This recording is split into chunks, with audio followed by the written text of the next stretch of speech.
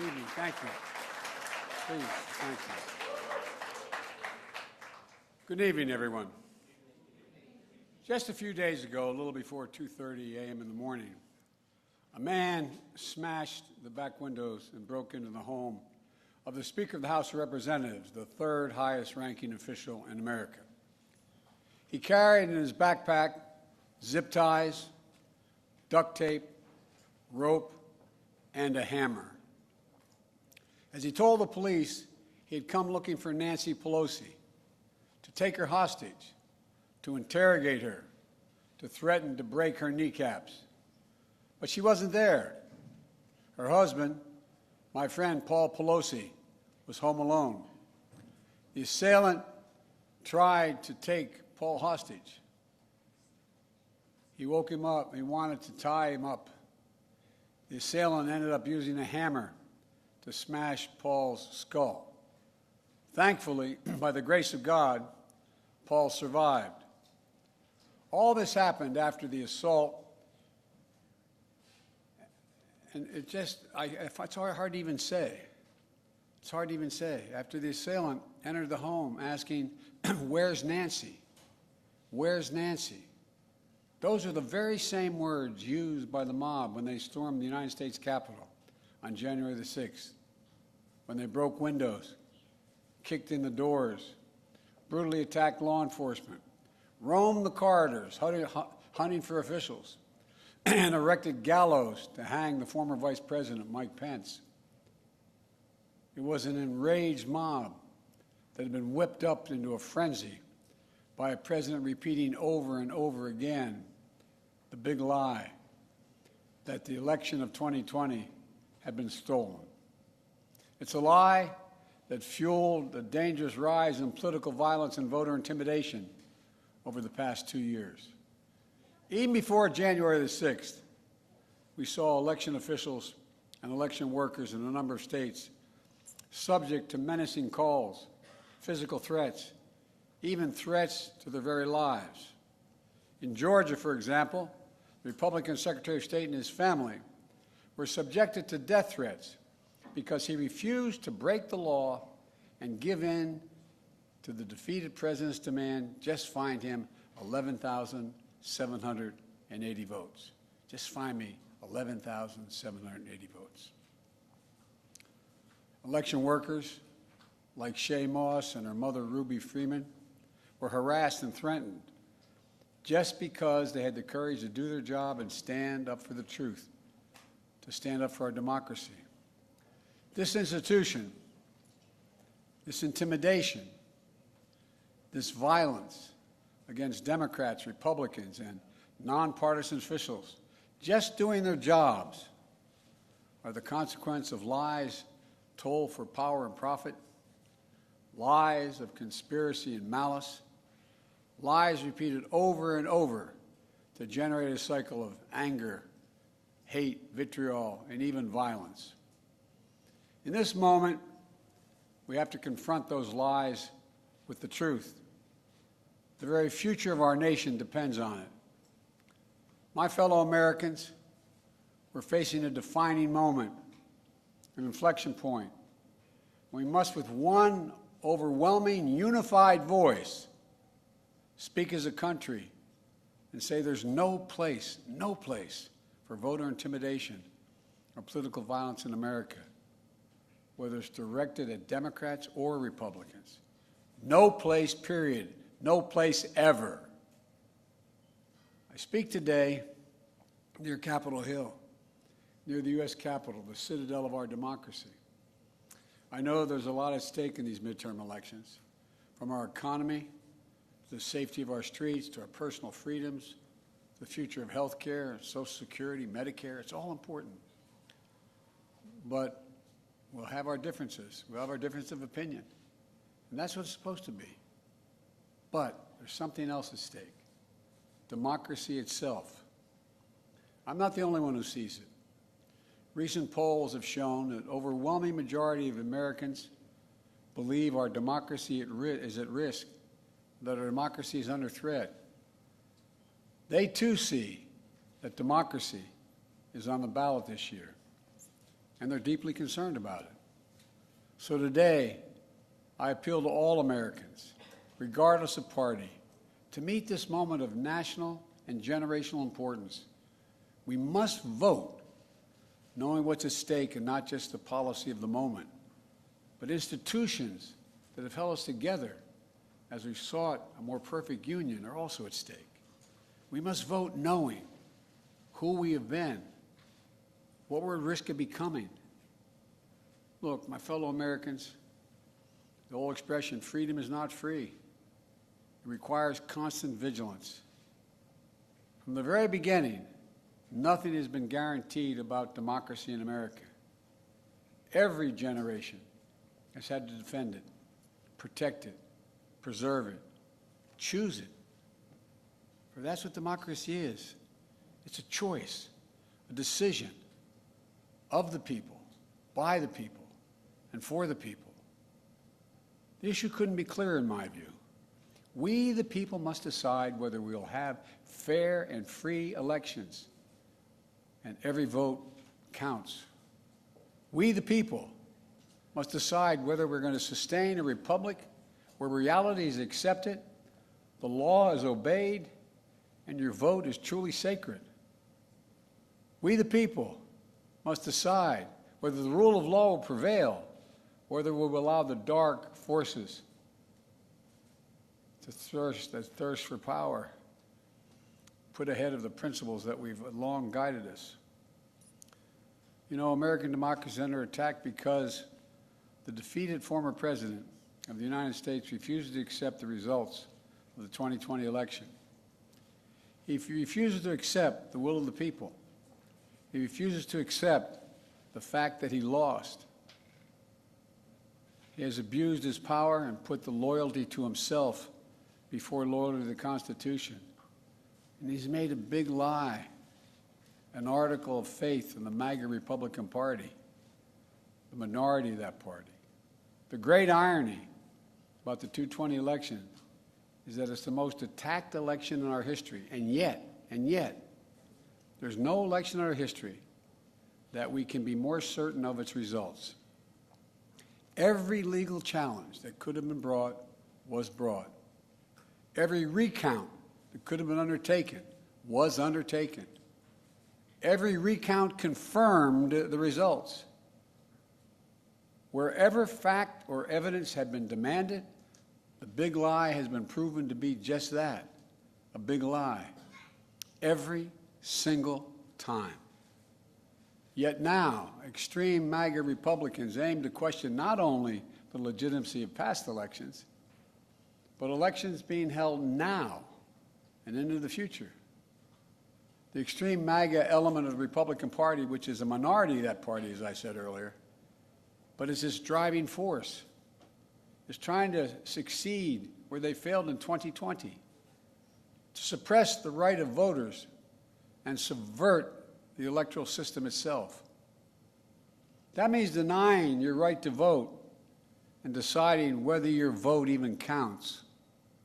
Instead of waiting until an election is over, they're starting well before it. They're starting now.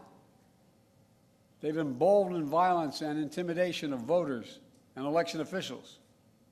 It's estimated that there are more than 300 election deniers on the ballot all across America this year. We can't ignore the impact this is having on our country. It's damaging, it's corrosive, and it's destructive. And I want to be very clear. This is not about me. It's about all of us. It's about what makes America, America. It's about the durability of our democracy. For democracies are more than a form of government. They're a way of being, a way of seeing the world, a way that defines who we are, what we believe, why we do what we do. Democracy is simply that fundamental. We must, in this moment, dig deep within ourselves and recognize that we can't take democracy for granted any longer. With democracy on the ballot, we have to remember these first principles. Democracy means the rule of the people, not the rule of monarchs or the moneyed, but the rule of the people. Autocracy is the opposite of democracy. It means the rule of one person, one interest, one ideology, one party. To state the obvious, the lives of billions of people from antiquity till now have been shaped by the battle between these competing forces, between the aspirations of the many and the greed and power of the few, between the people's right for self-determination and the self-seeking autocrat, between the dreams of a democracy and the appetites of an autocracy. What we're doing now is going to determine whether democracy will long endure. It, in my view, is the biggest of questions. Whether the American system that prizes the individual, bends towards justice, and depends on the rule of law, whether that system will prevail. This is the struggle we're now in, a struggle for democracy, a struggle for decency and dignity, a struggle for prosperity and progress, a struggle for the very soul of America itself. Make no mistake, democracy is on the ballot for all of us. We must remember that democracy is a covenant. We need to start looking out for each other again, seeing ourselves as we the people, not as entrenched enemies. This is a choice we can make. Disunion and chaos are not inevitable. There's been anger before in America. There's been division before in America. But we've never given up on the American experiment. We can't do that now. The remarkable thing about American democracy is this: just enough of us, on just enough occasions, have chosen not to dismantle democracy, but to preserve democracy. We must choose that path again. Because democracy is on the ballot, we have to remember that even in our darkest moments, there are fundamental values and beliefs that unite us as Americans. And they must unite us now. What are they? Well, I think first, we believe the vote in America is sacred, to be honored, not denied, respected, not dismissed, counted, not ignored. A vote is not a partisan tool to be counted when it helps your candidates and tossed aside when it doesn't. Second, we must, with an overwhelming voice, stand against political violence and voter intimidation, period. Stand up and speak against it. We don't settle our differences in America with a riot, a mob, or a bullet, or a hammer. We settle them peaceably at the ballot box. We have to be honest with ourselves, though. We have to face this problem. We can't turn away from it. We can't pretend it's just going to solve itself. There's an alarming rise in the number of our people in this country condoning political violence or simply remaining silent, because silence is complicity. The disturbing rise of voter intimidation, the pernicious tendency to excuse political violence, or at least trying to explain it away. We can't allow this sentiment to grow. We must confront it head on now. It has to stop now. I believe the voices excusing or calling for violence and intimidation are a distinct minority in America, but they're loud and they are determined. We have to be more determined. All of us who reject political violence and voter intimidation, and I believe that's the overwhelming majority of the American people, all of us must unite to make it absolutely clear that violence and intimidation have no place in America. And third, we believe in democracy. That's who we are as Americans. I know it isn't easy. Democracy is imperfect. It always has been. but we're all called to defend it now. History and common sense tell us that liberty, opportunity, and justice thrive in a democracy, not in an autocracy. At our best, America is not a zero-sum society where for you to succeed, someone else has to fail. The promise of America is big enough. It's big enough for everyone to succeed. Every generation opening the door of opportunity just a little bit wider. Every generation, including those who have been excluded before. We believe we should leave no one behind because each one of us is a child of God. And every person is sacred. If that's true, then every person's rights must be sacred as well. Individual dignity, individual worth, individual determination. That's America. That's democracy. And that's what we have to defend. Look, even as I speak here tonight, 27 million people have already cast their ballot in the midterm elections. Millions more will cast their ballots in the final days leading up to November the 8th. And for the first time, this is the first time since the national election of 2020, once again, we're seeing record turnout all over the country. And that's good. We want Americans to vote. We want every American's voice to be heard. Now we have to move the process forward. We know that more and more ballots are cast in early voting or by mail in America. We know that many states don't start counting those ballots until after the polls close on November 8th. That means in some cases we won't know the winner of the election for a few days, until a few days after the election. It takes time to count all legitimate ballots in a legal and orderly manner. It's always been important for citizens in democracy to be informed and engaged. Now it's important for citizens to be patient as well. That's how it's supposed to work. This is also the first election since the events of January 6th, when the armed, angry mob stormed the U.S. Capitol. I wish I could say the assault on our democracy had ended that day, but I cannot. As I stand here today, there are candidates running for every level of office in America, for governor, Congress, Attorney General, Secretary of State, who won't commit. They will not commit to accepting the results of elections that they're running in. This is a path to chaos in America. It's unprecedented. It's unlawful. And it's un-American. As I've said before, you can't love your country only when you win. This is no ordinary year.